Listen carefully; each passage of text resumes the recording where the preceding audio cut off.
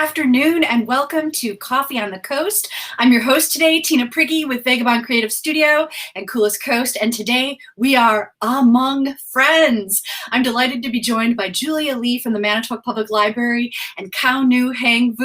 Nyajong, ladies. Hello, Nyajong. Hello. Welcome to Coffee on the Coast. So you are here in traditional Hmong costume. By the way, I have to just say you both look gorgeous. I love it. And you're going to tell us a little bit about this cool upcoming exhibit, AHMONG FRIENDS, which is an intro to Hmong culture at the Manitowoc Public Library. Tell us everything. Well, I firstly have to thank Kaonou for the beautiful outfit that I get to wear today. We actually got to do, in addition to AHMONG FRIENDS, the art exhibit, which Kaonou has put together, and I'll let her speak to that. We got to do a Hmong story time, Hmong English story time, where, if you haven't checked it out, it's on the Manitowoc Public Library and Facebook page, where Kaonou wears another fabulous outfit, and we get to tell a story in both Hmong and English. So it's just been fabulous. I've got to learn so much, and I made a new friend through the process. So we've been collaborating. Kaonou reached out, I think it was last year during the lockdown, trying to collaborate on a story time. And I believe Kaonou and one other person recorded a story time, and we shared it at the library. And at the time I was like, oh, this is so great. I'd love to collaborate on a program when we actually can get together. So it's been a long time coming, and we're so excited. So Hmong Culture Night is going to be on June 1st. And as we were planning that, Kaonou got the idea for an art exhibit as well, or a culture exhibit. And we were just so thrilled to be able to host both the events. So I'll just kind of let Kaonou talk a little bit about the art exhibit, because you know the pieces so well. Okay. It's funny because the book reading that I did, I don't know if it was a year ago or 2 years ago, was actually with Tina and Jason Prigge, because I wanted to reach out and do something for AAPI month in May, and it was last minute, and I'm like, we have to do something because we need to get the word out. And so when I reached out to Tina, she was like, sure, let's do it. And we got together really quickly. We got the video together. We got the video out. And so I feel like it's a full circle that today we are talking with Tina again. The exhibit is something that I feel like it's small. It's just something that I wanted to put out to our community. Not a lot of people know who we are, why we're here, what we're all about. And, sometimes it is very hard to just go up to somebody and say, hey, tell me a little bit about your culture. But with an exhibit like this here, maybe it'll open up people's minds. It'll open up conversation. People can ask, hey, who are the Hmong people? Or, hey, Julia, I see your exhibit up. Can I ask you questions? Or can you ask the person who put it together, can I ask questions to her? So the exhibit is actually just a little bit of everything. When I was putting it together, I'm no professional, so this exhibit is not a professional exhibit, but I wanted to just show a little bit, kind of like a glimpse into our culture. And so I've got some clothes that are up. I've got some really neat outfits. I have items that a mom and a dad would give to their daughter when she's going to get married. And so these are pieces that are actually very traditional, very expensive, things that we might not wear every day because, they are very expensive. I have some artifacts, some objects, just some replicas and models of things that, we might not even have in the United States anymore because there are easier way to make food and things like that. And so I've got some models. I actually have some shaman tools, which I am so proud that I was able to get some of these from my uncle. His mom was a shaman. And so he actually loaned those articles to us. And so we have real shaman tools on loan in the exhibit. So I hope that people come down, they come and look at everything, they ask questions, they find out who the Hmong people are. I love it. How unique, too, that you said there are some pieces that are like from the old country here that might not even be available or might not be typically used. What a special insight. That's really beautiful. And I know She's no expert in setting up the exhibit, but it looks professional. It's so gorgeous. And I've learned so much through just walking through the exhibit to talking to Canoe. So I really encourage everyone to come down and celebrate Hmong culture. It's such a beautiful and vibrant part of Manitowoc. And it's just such a great way to celebrate Hmong culture in Manitowoc. So it is a truly beautiful exhibit. Absolutely. I think I saw like sort of a preview picture on Facebook. And was there like a traditional instrument included too, like a keng? Yes. So when you see the ring, you know that that is Hmong. So things like the story cloth, the pandao, the ring, things like that. When you see it, you know that that's automatically Hmong. You don't have to think about, hey, is this Hmong? Is this Asian? Is this Chinese? You know that it's Hmong. That's an instrument that is actually used in our funeral process. Our funeral process is usually like 3 to 4 days long. And this is if you still believe in the religion of shamanism or ancestor worship. But usually you have to, once you are dead, you actually have to be sent back to your birthplace. And that thing actually communicates with the dead person and tells them, where to go. You can also use the thing for performances too. So it's not just for funerals, but that is in particular, it's used for funerals, but you can use it for performances and things like that too. And it's a very complex instrument. I have no idea how it's played. You can play it and you can actually jump, dance, roll, and things like that too. So if you get to see, like a fling master play one, and you get to see their whole performance where they're on stage and they're literally rolling around and playing the thing at the same time. It's a wonderful, wonderful performance and show. So if you get that opportunity, go see it. Are there still people locally that are able to play it? There still are people. My son, Cameron, who is 17 right now, when we used to live in the Twin Cities, they had classes. And so he was enrolled in classes for just a couple of classes before. I'm not sure what happened. I don't know if we just got too busy. But he did start classes. There are classes that are going on, but I feel like they're more prevalent in bigger cities. So I would say like maybe in, like the Fox Cities and the Twin Cities where there's a lot more Hmong people and there are people who can teach it and put on classes. Oh, yeah, very neat. Well, and you guys, we should point out, look so cool in traditional Hmong dress, and they're very distinctly different. Can you tell us a little bit about what you're wearing today? Would you call this Hmong couture? You could. Nowadays, Hmong traditional clothing has changed so much.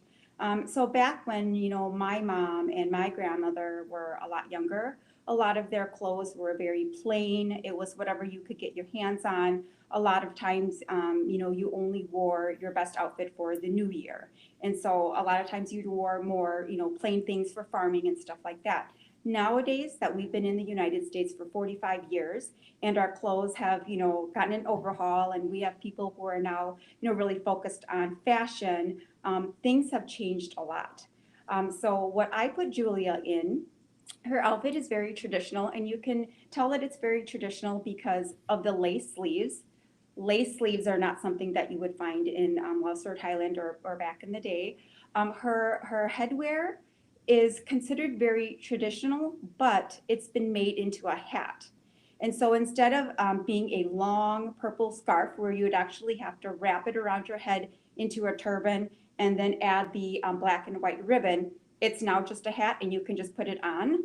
Otherwise, when I was growing up as a teen, you would have to wait until somebody who knew how to do it could come and then wrap your head for the new year. Otherwise, you had to wear, like a different type of hat or something like that. My hat is actually something that is very modern. It's very big. It's very fancy. And like I was telling you guys earlier, I wore it today for the wow factor. Young people can wear it. Old people can wear it. I bought it for my daughter. But I just wanted to wear it today so that you guys could see, like the difference in our headgear. So very traditional and then very modern. And what Julia is wearing is actually, it's very, very Hmong. Again, if you saw that turban, that hat, if you saw that purple with the black and white ribbon, you know that that is Hmong right away. Neat. And these are not the only two versions. I'm just going to pull up a quick picture. So this is Kaonou, and we've got now two alternately different but equally beautiful versions. Look at how cool this is. Is there anything that you wanted?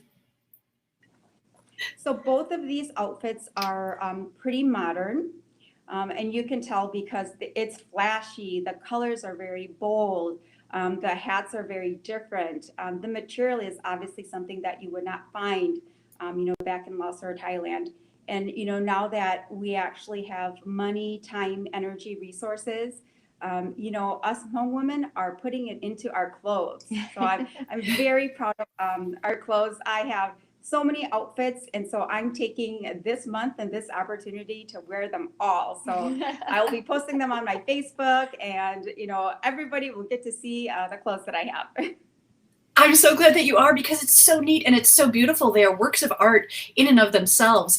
Here's another fun picture. Again, this is Kaonou and Julia. You can see sort of a larger view of what Julia is wearing today, and then this is a view of what we just saw Kaonou wearing in that other picture. So neat. So you guys, let's just tell people once again, because this is really special. So it's the exhibit is called AHMONG FRIENDS. It's an introduction to Hmong culture. The artwork is going to be on display at the Manitowoc Public Library, May 17th to June 14th. The pieces on display include traditional Hmong clothing, photography, cultural items, and then there's also going to be a Hmong Culture Night, Tuesday, June 1st. Can you tell us a little bit more about what people can expect?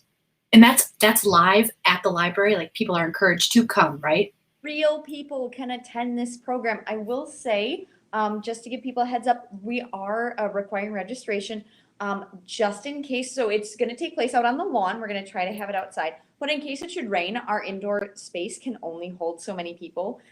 So we are requiring registration. So if you haven't signed up yet, you can sign up at manitowoclibrary.org/SRP. That stands for the Summer Reading Program. If you go to the Children's tab, you can find Hmong Culture Night. Alternately, you can also go to our events calendar, and then you can find the event on June 1st and register. So registration is open, and because we can only have a limited amount of people attend in person, we are going to be live streaming some of the events because Kaonou has some wonderful things planned, and we want to make sure we can share it with everyone. And I do want to say, I'm hoping this is the first of many programs we can do. So if you can't make it to this one, you get to live stream it. Hopefully we will have some more very cool Hmong centered programs in the future. So go ahead, Kaonou, and let them know what they can expect when they attend. So I was able to connect with some of my friends, and we are going to be putting on a short little show for you guys. It is short, but it's jam-packed. I have a good friend who is also a singer. She's been a singer for probably over 20 years. So she and her daughter are both going to come in, and they're going to sing a couple songs for us. I have a local Manitowoc resident who is going to come in and read a Hmong book for us. I also have a group of Hmong dancers from Green Bay. They're going to come and perform 2 dance songs for us. And then we're going to give you a little short Hmong history, maybe a couple minutes long, just some short basic facts about Hmong people so that, if somebody should, mention to you, hey, who are those Hmong people? You can tell, hey, I know they are these, they did this, they're here because of that, so that you can share your knowledge as well. And then, of course, we are going to end the show with a big fashion show with some of our coolest clothes. We're going to have some men, women, and children, because we don't actually get a lot of opportunities to wear our clothes. And so, anytime we can wear our clothes, we do. And so I have, volunteers from the community who said, hey, I want to be in there. So I've got a bunch of kids and a bunch of Manitowoc residents who said I would be in the fashion show. So I've got a bunch of people who are going to show off their coolest outfits with you guys too. I'm so excited about that. Just seeing the outfits that you have worn and that I get to wear to see a fashion show. I mean, I'm excited about everything, but the fashion show is one of the things I'm most excited to see. It is so awesome. You know, as a community, we are so fortunate to have this rich diversity as part of our makeup, and I'm so glad that you're shining a light on it and bringing attention to it. You know, the last time I was at the Lincoln High School graduation, it was so cool because there were some students that were graduating in traditional Hmong dress, and so I just love to see that pride. It's so cool that you're doing this, Kaonou. Thank you. It's funny you mentioned the Lincoln graduation because my son, who goes to Roncalli, just had his prom. And I'd asked him, what are you going to wear? You got to start planning, kid, you know? And he said, I'll think about it and I'll let you know, Mom. He's like, I've got it. I'm like, okay, you've got this. You're 17, you're a senior, you've got this. And then a couple of days before prom, he said, Mom, can I wear my outfit that I wore for my graduation pictures? And I said, your Hmong outfit? And he's like, yeah, can I wear that outfit? I'm like, sure, if you want to. That was the last thing that I had expected him to come up to me and ask. I thought he'd be like, Mom, I'll just wear one of the suits that you bought me, or can we go shopping last minute, you know? But he said, can I wear that outfit? And I said, well, I've got a couple of other outfits for you too. And if you want to try them on and pick whichever outfit you want to wear, you know, it's up to you. You wear what you want to wear. And so he decided to wear his Hmong outfit that he wore for graduation pictures.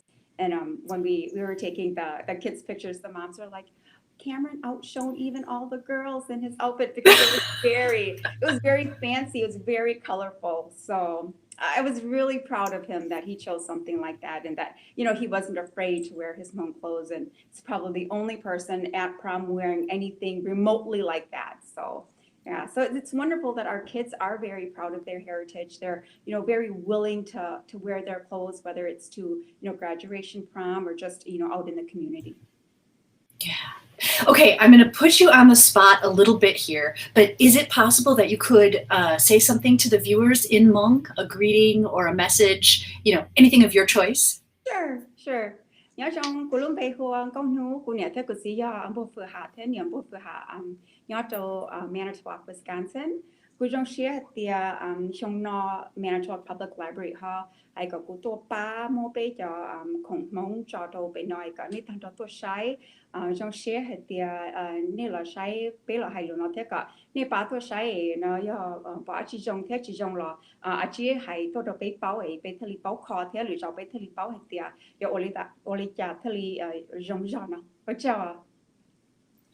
Thank you. Okay, Julia, can you translate that? Oh, he's been hanging out with me, so sure, go ahead. Oh yeah, sure. So I just said, so I was basically talking to, you know, like the Hmong population in the Hmong community.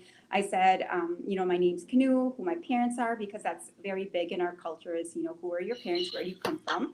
So I told everybody who my parents are, and then I just said, you know, thank you for the opportunity to, you know, put out this Hmong exhibit, and I wanted everybody to come out and take a look at it. And if there's any suggestions, anything that we can make better, please let us know so that next time we can incorporate that.